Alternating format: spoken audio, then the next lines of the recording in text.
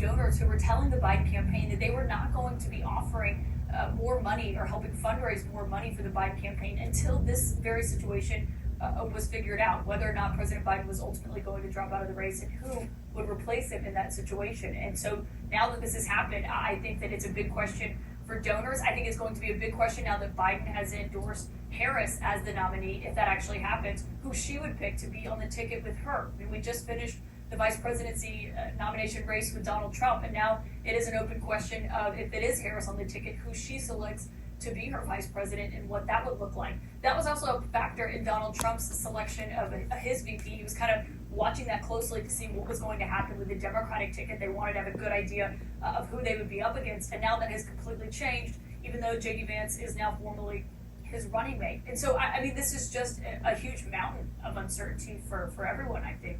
A question of what this looks like going forward, and if the party does line up behind what President Biden did today by endorsing Harris as the nominee going forward. Clearly, I mean, I think a lot of people didn't believe there was any other option for that because he picked her to be his vice president, so it would be incredibly unusual if he didn't select her to endorse her as the next nominee after he got out of the race.